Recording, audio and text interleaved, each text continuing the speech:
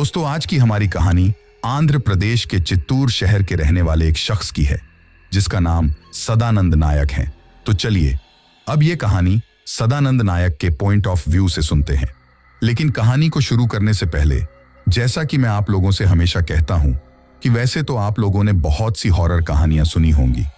लेकिन मुझे पूरी उम्मीद है कि आज की हमारी ये कहानी सुनकर आपको सच में डर का एहसास होने वाला है। बस मेरी आपसे इतनी गुजारिश है कि आप अगर इस कहानी को पूरा सुनेंगे तो आपको सच में बहुत ज्यादा मजा आने वाला है। साथ ही अगर आप पहली बार हमारे इस चैनल पर आए हैं तो चैनल को अभी सब्सक्राइब कर लीजिए। ऐसा करने से हमारी और आपकी नजदीकियां बढ़ जाएंगी और आगे आने वाली वीडियो आप तक आसानी से पहुंच जाएगी। तो ज्यादा समय ना लेते हुए जल्दी से अपनी कहानी को शुरू करते हैं। दोस्तों, मेरा नाम सदानंद नायक है और पेशे से मैं एक ट्रक ड्राइवर हूं। साथ ही मैं आपको बता दूं कि मैं आंध्र प्रदेश के चित्तूर शहर के पास मौजूद एक छोटे से गांव का रहने वाला हूं।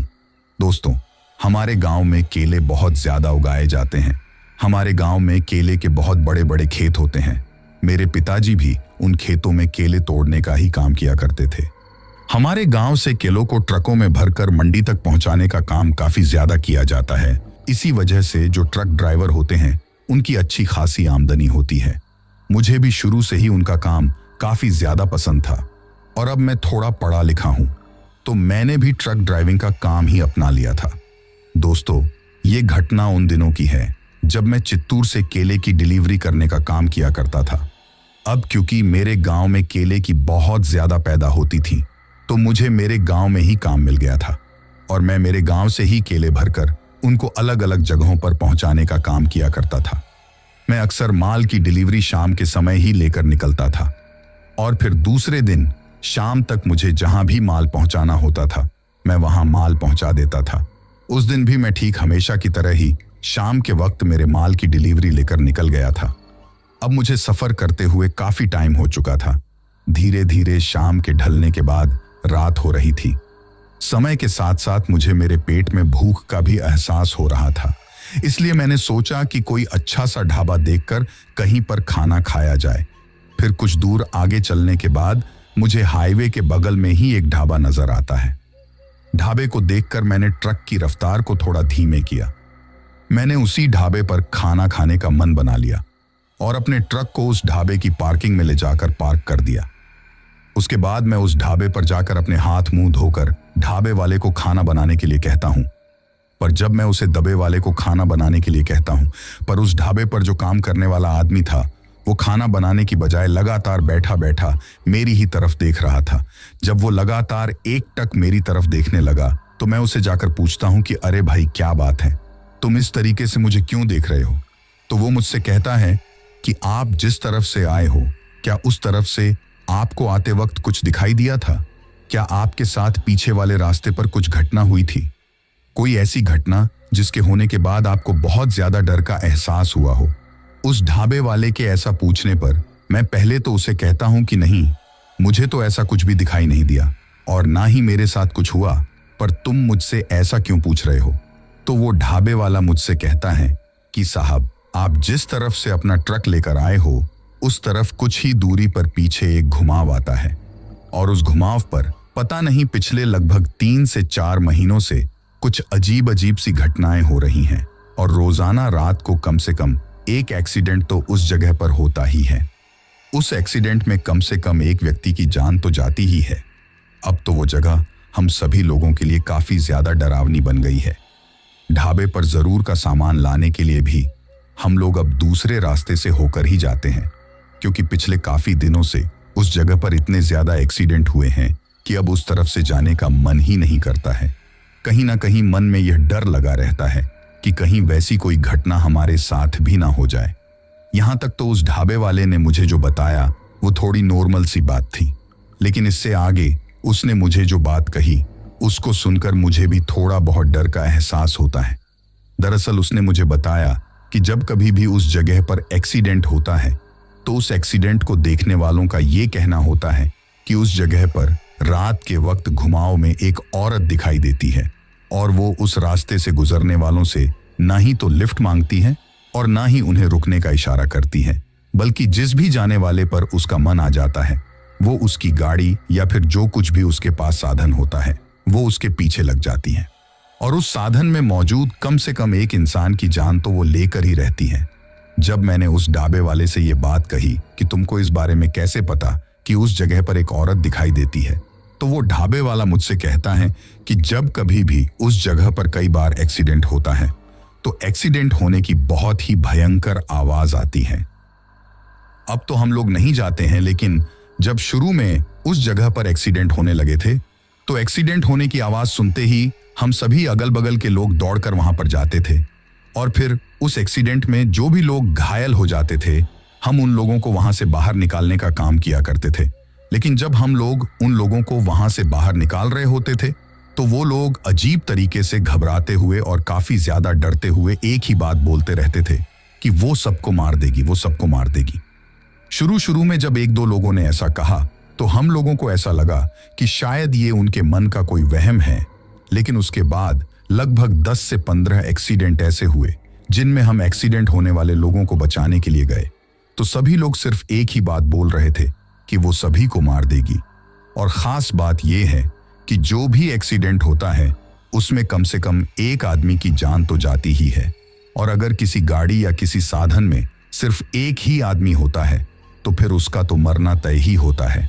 अब तो हम लोगों को भी बहुत ही ज्यादा डर लगने लगा है। इसी वजह से मैं तो जो भी आदमी मेरे ढाबे पर आता है उसको यही सलाह देता हूं कि वो जाते वक्त उस रास्ते की तरफ से ना जाए। अगर मेरी वजह से किसी आदमी की जान बचती है तो यह मेरे लिए बहुत ही अच्छी बात होगी।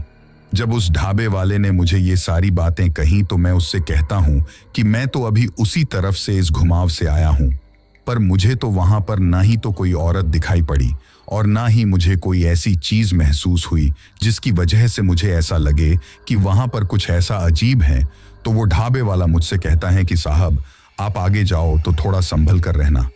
मैंने सुना है कि वो जो भटकती आत्मा है वो कहीं तक भी इंसान का पीछा कर सकती हैं और जरूरी नहीं है कि वो इसी जगह पर लोगों को अपना शिकार बनाए, बल्कि वो आगे चलकर किसी ऐसी सुनसान जगह पर भी इंसान का शिकार कर सकती है जहां पर उस इंसान की मदद करने वाला कोई भी ना हो, क्योंकि इस जगह पर तो एक्सीडेंट होते ही अगल बगल के लोग दौड़कर पहुंच जाते हैं और जो इंसान एक्सीडेंट में घायल होता है और जब वो तड़प रहा होता है तो लोग उसको वहां से उठाकर अस्पताल पहुंचा देते हैं, जिसकी वजह से बहुत से लोगों की जान बच जाती है और वो लोग उस आत्मा का शिकार नहीं हो पाते। लेकिन अब शायद उस आत्मा ने अपने शिकार करने की जगह बदल दी है, क्योंकि पिछले 15-20 दिन से जो भी इंसान उस रास्ते से गुजरकर आगे की तरफ गया है या फिर जो मेरे ढाबे पर आकर खाना खाकर आगे गया है, उसकी मुझे यही खबर मिली है कि उस इंसान का भी आगे चलकर या तो एक्सीडेंट हुआ है या फिर उसके साथ कोई ऐसी रहस्यमयी घटना हुई है जिसके बारे में किसी को भी नहीं पता और उस घटना में उस आदमी की मौत हो गई है। जब वो ढाबे वाला मुझे ये सारी बातें कह रहा था तो अब धीरे धीरे मेरे भी शरीर में एक अजीब सी कपकपी लगने लगी थी और मैं सोच रहा था कि कहीं मेरे साथ भी आगे चलकर कोई ऐसा हादसा ना हो जाए। उसकी बातों को सुनकर अब धीरे धीरे मेरे मन में भी एक डर सा बैठने लगा था, लेकिन फिर भी मैं हिम्मत करके अपने आप को कमजोर ना दिखाते हुए उस ढाबे वाले से हंसते हुए कहता हूं कि अरे ऐसा कुछ नहीं होगा, तुम तो खाना बनाओ और मुझे खाना खिलाओ। उसके बाद वो ढाबे वाला खाना बनाता है और मैं वहां से खाना खाकर निकलने लगता हूं। लेकिन जब मैं निकलने लगता हूं तो फिर से मुझे वो ढाबे वाला थोड़ा सतर्क करता है और मुझसे कहता है कि साहब आप अपना ध्यान ही रखना, और अगर आगे आपको कुछ भी ऐसी अजीब सी घटना होने वाली महसूस हो तो आप वापस ही लौट आना। आप रात को मेरे इसी ढाबे पर रुक जाना। मैं आपके रुकने का आपसे कोई भी पैसा नहीं लूंगा। जब सुबह हो जाए तो आप चले जाना, लेकिन किसी भी ऐसी घटना का शिकार मत होना जिसकी वजह से आपको कोई नुकसान हो। जब उस ढाबे वाले ने मुझे ये बात कही तो मुझे वो इंसान दिल का काफी ज्यादा अच्छा लगा और मैं उसे धन्यवाद कहते हुए अपने ट्रक को वहां से स्टार्ट करके अपने आगे के सफर की तरफ निकल जाता हूं। अभी मुझे उस ढाबे से निकले हुए लगभग 4 से 5 किलोमीटर की दूरी ही हुई थी कि तभी अचानक से मेरा ट्रक पीछे की तरफ से थोड़ा वाइब्रेट करने लगता है, जिसकी वजह से मुझे ऐसा लगता है कि जैसे कहीं ट्रक के पहिए में कोई छोटा मोटा पत्थर का कंकर फंस गया हो, जिसकी वजह से मेरा ट्रक इस तरीके से वाइब्रेट कर रहा है। एक बार तो मैंने ट्रक को रोककर उस चीज को देखने की सोची, पर उस वक्त जब मैंने रास्ते के चारों तरफ नजरें दौड़ाई तो मुझे वो रास्ता उस वक्त काफी ज्यादा सुनसान दिखाई दे रहा था और उस रास्ते के चारों तरफ घना जंगल और ऊंचे ऊंचे पेड़ थे जो कि रात के उस अंधेरे में काफी ज्यादा डरावने लग रहे थे। उस वक्त सिर्फ हेडलाइट की रोशनी में मैं सड़क पर अपने ट्रक को आगे की तरफ लेकर जा रहा था। इसी वजह से उस ऐसी सुनसान जगह पर अपने ट्रक को रोककर पीछे ट्रक के टायर में क्या लगा है यह चीज देखने की मेरी बिल्कुल भी हिम्मत नहीं होती है और मैं लगातार उसी तरीके से अपने ट्रक को चलाते हुए आगे चला जाता हूं। लेकिन कुछ ही दूरी पर चलने के बाद अब वह वाइब्रेशन और भी ज्यादा बढ़ गया था। यानी कि मुझे ऐसा लग रहा था कि जैसे जल्दी ही मैंने उस चीज को ट्रक के टायर में से नहीं निकाला, जिसकी वजह से ट्रक इस तरीके से वाइब्रेट कर रहा है, तो हो सकता है कुछ ही दूरी पर आगे चलने के बाद टायर फट जाए। और अगर टायर फट गया तो फिर तो मुझे मजबूरी में ही ट्रक को रोकना पड़ेगा। इसी वजह से फिर मैं सोचता हूं कि एक बार जल्दी से ट्रक को रोककर फटाफट जो भी टायर में फंसा हुआ है उसको निकालकर मैं जितना जल्दी हो सकेगा इस जगह से निकल जाऊंगा। अब यही सोचकर मैं ट्रक को धीरे धीरे रोकते हुए सड़क के किनारे ले जाकर रोकता हूं। लेकिन जब मैं ट्रक की केबिन से नीचे उतरता हूं तो मैं मेरे ट्रक को बंद नहीं करता हूं, बल्कि उसको चालू ही रखता हूं ताकि उसकी हेडलाइट की रोशनी सड़क पर पड़ती रहे, जिसकी वजह से मुझे वहां पर थोड़ा बहुत कुछ दिखाई देता रहे। अब यही चीज सोचकर मैं ट्रक से नीचे उतरकर अपने मोबाइल की रोशनी में ट्रक के टायरों को चेक कर रहा था कि तभी मुझे ट्रक के पीछे की तरफ एक टायर में कुछ ऐसा फंसा हुआ दिखाई देता है जिसको देखते ही मेरी तो हालात ही खराब हो जाती हैं और एक पल के लिए तो अचानक से मेरे पूरे बदन पर पसीना आ जाता है। दरअसल जब मैं पीछे की तरफ जाकर टायरों को चेक कर रहा था तो मुझे दिखाई देता है कि पीछे की तरफ एक टायर में कुछ फंसा हुआ है। जब मैं गौर से मोबाइल की रोशनी में उस टायर में जो फंसा हुआ था उस चीज को देखता हूं तो उसको देखते ही मेरी आंखें फटी की फटी रह जाती हैं और उस चीज को देखते ही मैं इतना ज्यादा घबरा गया था कि उस चीज को देखने के बाद एक बार मैं पलट कर पीछे की तरफ देखता हूं, क्योंकि उस वक्त मुझे ऐसा एहसास हुआ कि जैसे मेरे बिल्कुल पीछे ही कोई खड़ा है। पर जब मैंने पलट कर देखा तो मुझे वहां पर कोई भी दिखाई नहीं देता है। अब मैं आपको बताता हूं कि आखिर उस ट्रक के टायर में ऐसा क्या फंसा हुआ था जिसकी वजह से मैं इतना ज्यादा डर गया था। जब मैंने उस ट्रक के टायर में देखा तो टायर के बीच में जो छोटे छोटे किनारों पर छेद होते हैं उनमें मुझे किसी इंसान की कटी हुई उंगली फंसी हुई नजर आई और वो उंगली बिल्कुल ट्रक के टायर के साइड में जो छोटे छोटे छेद थे उनमें फंसी हुई थी। दिखने में वह उंगली बहुत मोटी लग रही थी, यानी कि उसको देखकर ऐसा लग रहा था कि जैसे इस उंगली को कटे हुए काफी ज्यादा समय हो गया हो, जिसकी वजह से वह पूरी तरीके से फूल गई थी और इसी कारण मेरा ट्रक इतना ज्यादा वाइब्रेट कर रहा था। उस उंगली के साथ साथ ही ट्रक के टायर पर काफी ज्यादा खून भी लगा हुआ था, पर उस खून की मात्रा कुछ ज्यादा ही थी, जिसको देखकर मैं सोचता हूं कि आखिर एक इतनी सी छोटी सी उंगली में से इतना खून कैसे निकल सकता है। लेकिन फिर मैं मेरे हाथ में जो छोटी सी लोहे की रोड थी उससे उस कटी हुई उंगली को टायर में से निकाल देता हूं और उसको निकालकर साइड में फेंक देता हूं। उसके बाद मैं थोड़ा अपने ट्रक को गौर से देखने लगता हूं कि कहीं कुछ और भी तो नहीं फंसा हुआ है। अभी मैं अपने ट्रक को देख ही रहा था कि मुझे अचानक से ऐसा एहसास होता है कि जैसे ट्रक के नीचे कुछ लटका हुआ है, जैसे कि कोई चीज नीचे की तरफ फंसी हुई हो। इसी वजह से मैं अपने ट्रक में आगे की तरफ केबिन में जाता हूं और जो मेरी टॉर्च रखी हुई थी उसको निकालता हूं, क्योंकि मोबाइल की रोशनी में नीचे की तरफ ठीक तरीके से देख पाना काफी मुश्किल था। इसी वजह से मैं अपनी टॉर्च निकाल कर लेकर आया था। पर जैसे ही मैं अपने केबिन से अपनी टॉर्च निकालकर वापस आता हूं तो ट्रक की तरफ पीछे आते ही मेरा ट्रक अपने आप ही बंद हो जाता है। यानी कि अभी तक मेरा ट्रक स्टार्ट ही था, लेकिन उस टॉर्च को निकाल कर लाते ही मेरा ट्रक अपने आप ही बंद हो गया था। अक्सर ऐसा कई बार होता है कि लंबे टाइम तक ट्रक को चालू ही खड़ा रखने के कारण वह अपने आप ही बंद हो जाता है। तो उस वक्त भी मैंने ऐसा सोचा कि शायद काफी देर तक खड़ा होने की वजह से ये बंद हो गया है। फिर मैं उस चीज को नजरअंदाज करके अब टॉर्च की रोशनी में नीचे झुककर ट्रक के नीचे वो क्या चीज फंसी हुई थी उसको देखने लगता हूं। आगे की तरफ से जब मैं देखता हूं तब तो मुझे कुछ भी दिखाई नहीं देता है, लेकिन मैं ट्रक के बिल्कुल पीछे की तरफ जाकर नीचे घुटनों के बल बैठकर टॉर्च की रोशनी मारकर ट्रक के नीचे क्या लटका हुआ है यह देखता हूं तो उस वक्त टॉर्च की रोशनी मारते ही मेरे हाथ से वो टॉर्च छूट गई थी। अब वह टॉर्च कोई सामान्य तरीके से मेरे हाथ से नहीं छूटी थी, बल्कि उस वक्त मुझे एक झटका सा लगा था, और वह झटका एक बहुत ही भयंकर चीज को देखने के बाद डर के मारे लगा था। क्योंकि जैसे ही मैंने अपनी टॉर्च की रोशनी ट्रक के नीचे की तरफ डाली तो रोशनी डालते ही मुझे ट्रक के नीचे कुछ ऐसा लटका हुआ दिखाई देता है जिसको देखते ही मेरी तो पूरी की पूरी हवा ही निकल गई थी, और मुझे इतना भयंकर डर लगता है कि उस डर के मारे वो टॉर्च अपने आप ही मेरे हाथ से छूटकर नीचे गिर गई। लेकिन नीचे गिरते ही मैं फटाक से उसको टटोलते हुए वापस उठता हूं और फिर से उस चीज की तरफ रोशनी डालकर देखता हूं तो अब मुझे वह चीज बिल्कुल साफ तरीके से दिखाई दे रही थी, और उस चीज को देखते ही मुझे उस ढाबे वाले की बात याद आ गई थी, और मैंने सोच लिया था कि कहीं ना कहीं मेरे साथ अब कुछ गलत होने वाला है, क्योंकि यह चीज आखिर यहां पर कैसे आ सकती है। और वह चीज दिखने में इतनी ज्यादा खतरनाक और डरावनी थी कि अगर आप भी उसके बारे में सुनोगे कि वो क्या चीज थी तो उसको सुनते ही आप लोगों की भी रूह कांप जाएगी। दरअसल जैसे ही मैंने नीचे झुककर देखा तो मुझे दिखाई देता है कि ट्रक के जो पीछे वाले पहिए का बम्पर होता है, उस बम्पर के बीचों बीच एक औरत की कटी हुई मुंडी लटकी हुई है, और वो मुंडी सिर के बालों से मेरे ट्रक के नीचे बम्पर से बंधी हुई है। उस वक्त उस मुंडी से लगातार खून टपक रहा था और उस औरत की आंखें बिल्कुल बंद थीं। अब यह चीज देखते ही आप सोच सकते हो कि एक सुनसान जगह पर, और वो भी रात के घने अंधेरे में, आपको सिर्फ टॉर्च की रोशनी में जब आप नीचे झुककर देख रहे हो तो ऐसी चीज दिखाई दे जाए तो उस वक्त आपकी क्या हालत होगी,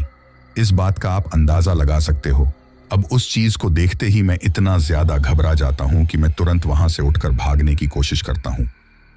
लेकिन जैसे ही मैंने मेरे मन में इस भागने वाली बात को सोचा तो अचानक से मुझे उस टॉर्च की रोशनी में दिखाई देता है कि उस वक्त जो ट्रक के नीचे सिर के बालों से बंधी हुई वह औरत का कटा हुआ सिर, यानी कि जो मुंडी लटकी हुई थी, उस मुंडी की अचानक से आंखें खुलती हैं,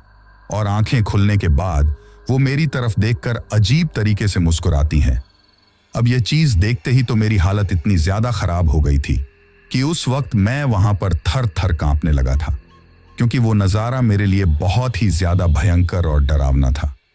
अब यह चीज होते ही मेरी जो टॉर्च थी वो अचानक से झपझप करते हुए वहां पर बंद हो जाती है, और टॉर्च के बंद होते ही उस जगह पर पूरी तरीके से अंधेरा छा जाता है। अंधेरा छाते ही मुझे वो लटकी हुई मुंडी भी दिखाई देना बंद हो जाती है। अब टॉर्च को इस तरह से बंद होता हुआ देखकर मेरा डर और भी ज्यादा बढ़ गया था। फिर मैं अपने हाथ से उस टॉर्च को 2-4 बार जोर जोर से मारता हूं, जिसकी वजह से वो फिर से चालू हो जाती है। लेकिन जैसे ही वह टॉर्च चालू हुई और उसकी रोशनी जली तो अब मुझे दिखाई देता है कि वो औरत की मुंडी वहां पर लटकी हुई नहीं है, यानी कि सब कुछ नॉर्मल है। यह चीज देखते ही एक पल के लिए मैंने सोचा कि शायद हो सकता है मैंने जो देखा था वो सब मेरे मन का वहम हो। शायद मैंने पीछे की तरफ से आते हुए उस ढाबे वाले से कुछ ऐसी ही बातें सुन ली थीं जिसकी वजह से मेरे मन में इस तरह के विचार आने लगे थे, और शायद हो सकता है उन विचारों की वजह से ही मुझे ये वहम हुआ हो।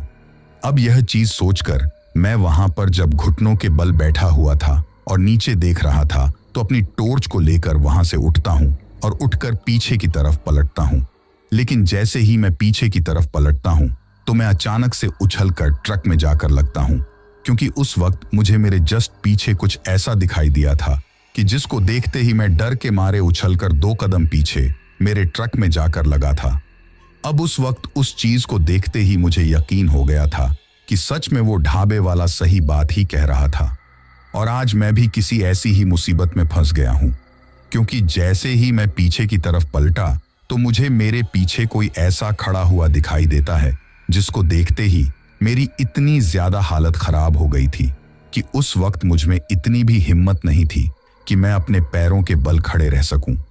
उस वक्त पता नहीं मैं किस तरीके से अपने पैरों के बल खड़ा हुआ था, क्योंकि उस वक्त मुझे ऐसा लग रहा था कि जैसे मेरे शरीर में बिल्कुल जान ही नहीं है और मेरे शरीर की पूरी हिम्मत निकल गई है, क्योंकि उस चीज को देखते ही उसका वह डरावना रूप देखते ही किसी भी इंसान के शरीर से ऊर्जा अपने आप ही गायब हो जाएगी और वो पूरी तरीके से नर्वस हो जाएगा। दरअसल जैसे ही मैं पीछे की तरफ पलटा तो मुझे मेरे पीछे एक औरत खड़ी हुई दिखाई देती है, पर उस औरत को देखकर मेरे इतने ज्यादा डरने की वजह यह थी कि जो मुंडी मुझे अभी कुछ देर पहले मेरे ट्रक के नीचे सिर के बालों के बल लटकी हुई दिखाई दे रही थी और जिसने अपनी आंखें खोलकर मेरी तरफ मुस्कुराया भी था, अब इस औरत के भी वही मुंडी यानी कि वही चेहरा लगी हुई औरत मेरे बिल्कुल पीछे खड़ी हुई थी। अब आप सोच सकते हो कि इस चीज को देखकर उस वक्त मेरे ऊपर क्या बीती होगी। जब अचानक से मुझे वह औरत दिखाई देती है तो एक पल के लिए तो मुझे समझ में ही नहीं आता है कि मेरे साथ ये अचानक से क्या हुआ, लेकिन फिर जब मैं गौर से उसकी तरफ देखता हूं तो उस काली रात के अंधेरे में मुझे उसका चेहरा नजर आता है। और जैसे ही मुझे उसका चेहरा नजर आता है तो मुझे ये समझ में आ जाता है कि यह कोई साधारण औरत नहीं है, बल्कि यह शायद वही आत्मा या फिर चुड़ैल है जिसके बारे में मुझे वो ढाबे वाला आदमी बता रहा था। अब उसके सामने खड़े होकर मैं अचानक से मेरे हाथ में जो मैंने टॉर्च पकड़ी हुई थी उसकी रोशनी उस औरत की मुंह पर डालता हूं। उस औरत के मुंह पर उसकी रोशनी डालते ही मुझे कुछ ऐसा दिखाई देता है जिसको देखकर मैं काफी ज्यादा सोच में पड़ जाता हूं और मेरे साथ वह चीज कई बार होती है। दरअसल जैसे ही मैं अपनी टॉर्च की रोशनी उस औरत के चेहरे पर डालता तो टॉर्च की रोशनी पड़ते ही मुझे वह औरत काफी ज्यादा खूबसूरत दिखाई देती, इतनी ज्यादा खूबसूरत जैसे कि कोई नई नवेली दुल्हन ही मेरे सामने खड़ी हो। पर जैसे ही मैं अपनी टॉर्च की रोशनी को साइड में करता और उस औरत के चेहरे पर अंधेरा आता तो अंधेरा आते ही मुझे उसका वो चेहरा इतना ज्यादा डरावना और भयंकर दिखाई देता कि जैसे मेरे सामने बिल्कुल कोई चुड़ैल या फिर डायन खड़ी हो। मैंने कई बार उस औरत के चेहरे पर रोशनी डाली और कई बार रोशनी को हटाया, लेकिन जैसे ही मैं रोशनी डालता तो मुझे वो काफी ज्यादा सुंदर दिखाई देती। पर जैसे ही मैं रोशनी को साइड में करता तो रोशनी को साइड में करते ही मुझे वो किसी चुड़ैल की तरह दिखाई देती। अब यह चीज देखते ही मैं काफी ज्यादा डर गया था, लेकिन जैसे ही मैं उसके चेहरे पर टॉर्च की रोशनी डाल रहा था और जब मुझे वो सुंदर दिखाई दे रही थी तो उस वक्त टॉर्च की रोशनी में तो वो अपने चेहरे पर रोशनी पड़ते ही मेरी तरफ काफी ज्यादा मुस्कुराती है और उस वक्त रोशनी में उसकी मुस्कुराहट इतनी ज्यादा मनमोहक लग रही थी कि उसको देखकर कोई भी इंसान उसकी तरफ आकर्षित हो सकता था। लेकिन जैसे ही टॉर्च की रोशनी उसके चेहरे से हट रही थी तो उसका वह डरावना चेहरा नजर आ रहा था। डरावने चेहरे के साथ थी वो अजीब तरीके से मेरी तरफ देखकर घुर्रा रही थी और घुर्राते वक्त उसका जो चेहरा था वो इतना भयंकर लग रहा था कि अगर उस घनी अंधेरी रात में कोई इंसान अचानक से उसके चेहरे को देख ले तो एक ही पल में उसी जगह पर उसको हार्ट अटैक आ जाएगा और वो वहीं पर मर जाएगा।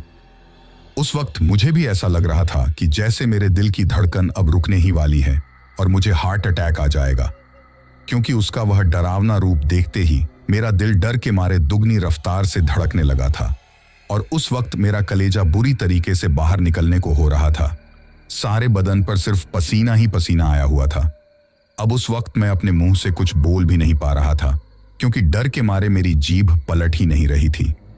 अब यह चीज होते ही मेरी जो टॉर्च थी वो कुछ ही देर में पहले की तरह ही झपझप करते हुए बंद हो जाती है और अब वहां पर पूरी तरीके से सिर्फ अंधेरा कायम हो जाता है। अंधेरे के कायम होते ही वह औरत मेरी तरफ अपने कदमों को बढ़ाती है। अब यहाँ पर उसको औरत कहना शायद मेरे हिसाब से ठीक नहीं रहेगा, क्योंकि उस वक्त तक मेरे सामने उसका असली रूप आ चुका था।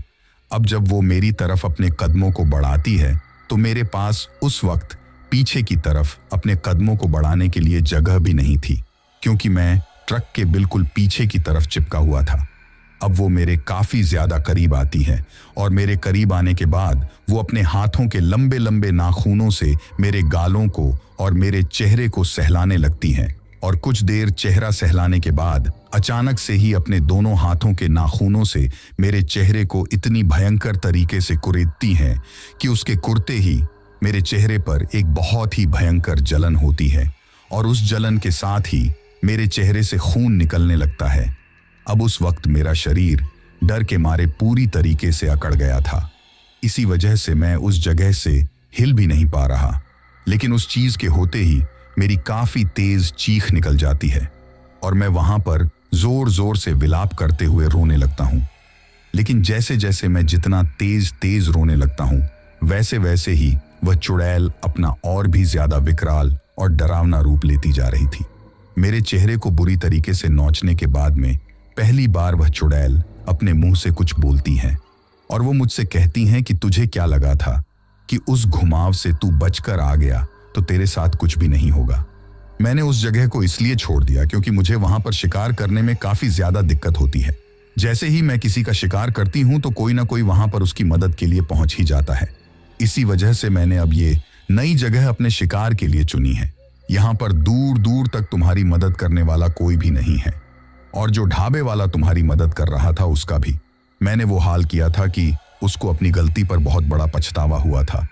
जब उस चुड़ैल ने मुझे यह बात बोली तो मैंने सोचा कि वो ढाबे वाला तो मेरे सामने बिल्कुल सही सलामत था, तो फिर यह चुड़ैल ऐसा क्यों कह रही है कि मैं उसका वो हाल किया था कि उसको अपनी गलती पर बहुत बड़ा पछतावा हुआ था। लेकिन उस वक्त मैं यह चीज ज्यादा नहीं सोच पाता हूं, क्योंकि मेरे खुद के सामने ही इतनी भयंकर चीज खड़ी हुई थी कि उस वक्त मेरा दिमाग भी ठीक तरीके से काम नहीं कर रहा था। अब वह मुस्कुराते हुए अपने दांतों को बाहर की तरफ निकालती है,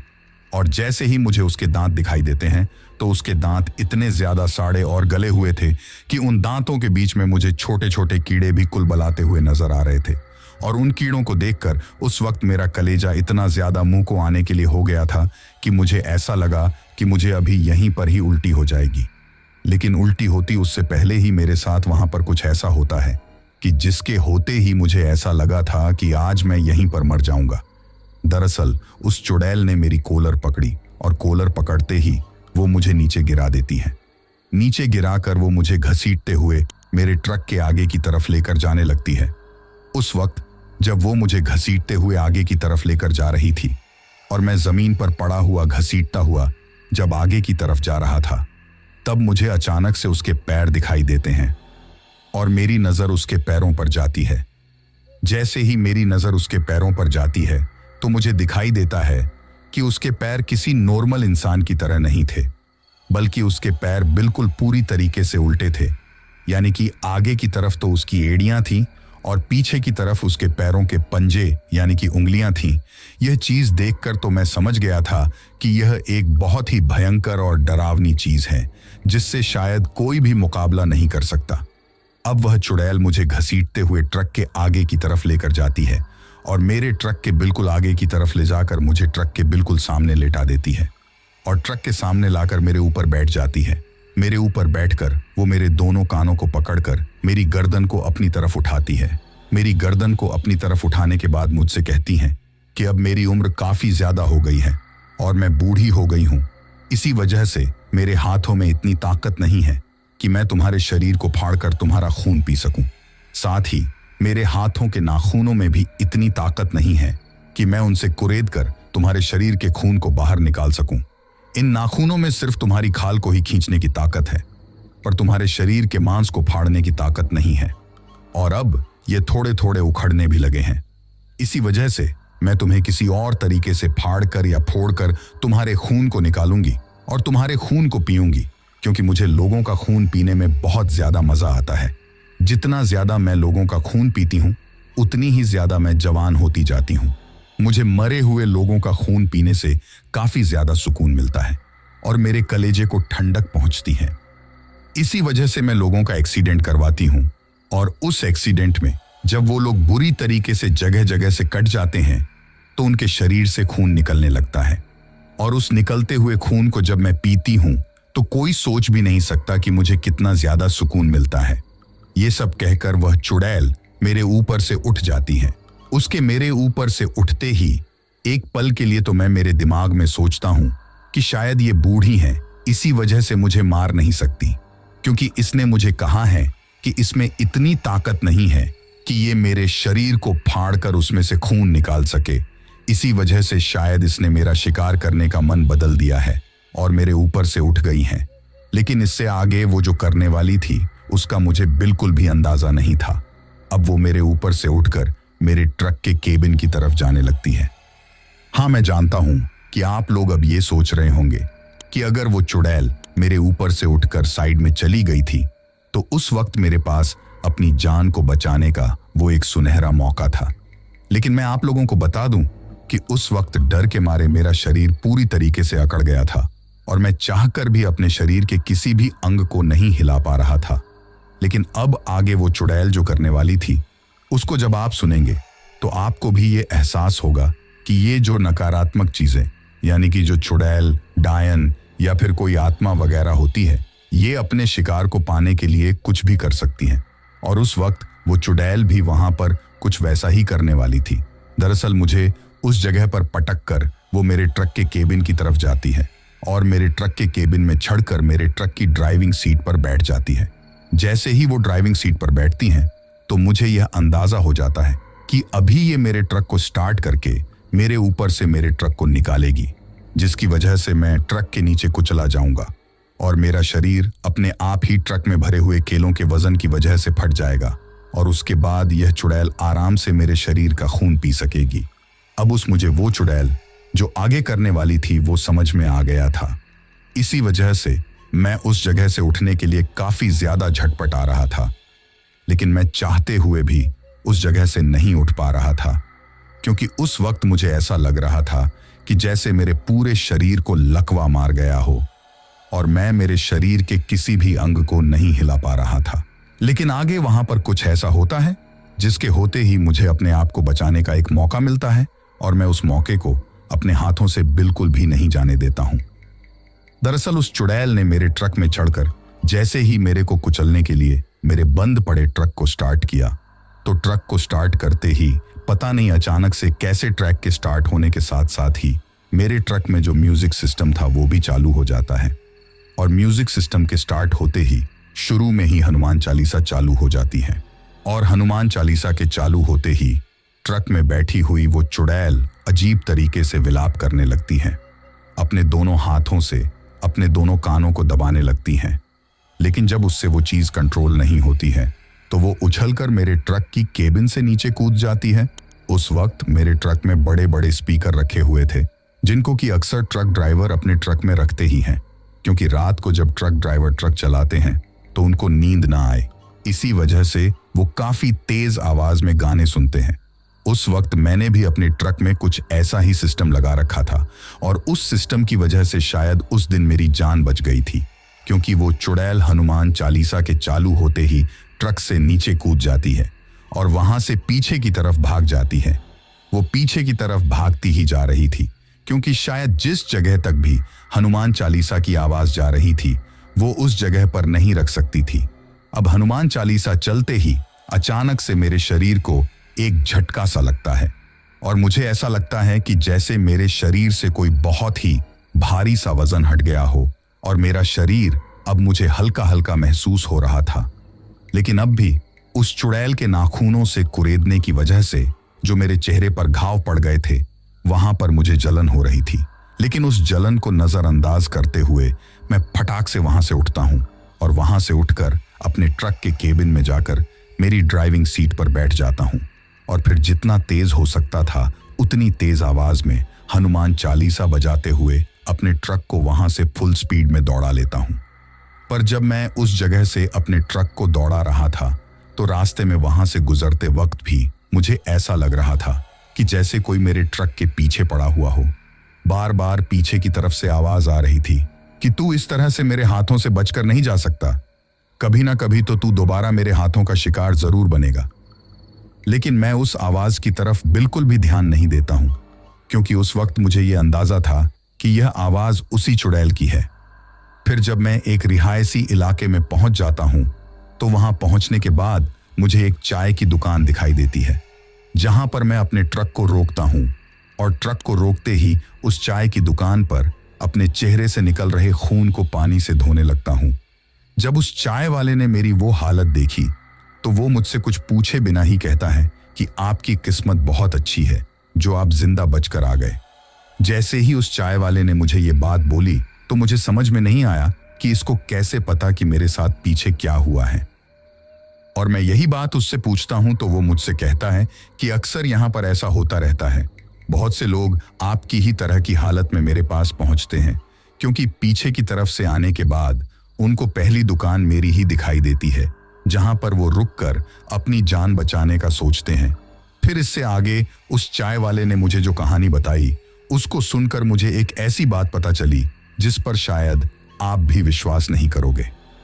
दरअसल उस चाय वाले ने मुझे बताया कि जब उस घुमाव पर काफी लंबे समय से एक्सीडेंट होने लगे थे, तो उस जगह पर जो ढाबे वाला था जहां पर मैंने खाना खाया था, वो चाय वाला अब उस ढाबे वाले की मुझे एक ऐसी बात बताता है जिसको सुनते ही मुझे उसकी बात पर बिल्कुल विश्वास ही नहीं होता है। उसने मुझे बताया कि वो ढाबे वाला शुरू से ही उस रास्ते से गुजरने वाले लोगों को उस रक्त पिशाचिनी के बारे में लोगों को अवगत कराता रहता था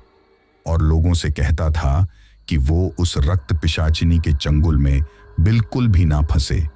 जब उस चाय वाले ने मुझे ये बात कही तो मैं उसे कहता हूं कि तुम्हारा इस चीज से क्या मतलब है कि वो लोगों को अवगत कराता था? तो वो चाय वाला मुझसे कहता है कि बेचारा वो ढाबे वाला भी उस रक्त पिशाचिनी का एक दिन शिकार हो गया और वो मर गया। तो मैं उसे कहता हूं कि तुम्हारा दिमाग खराब हो गया है। थोड़ी देर पहले ही मैं उस ढाबे वाले के पास खाना खाकर आया हूं और वो मुझे सही सलामत दिखाई दिया है। तो वह चाय वाला मुझे कहता है कि उस ढाबे वाले को तो मरे हुए ही कई दिन हो गए हैं, पर आप जो बात कह रहे हैं हो सकता है वो बात भी सही हो।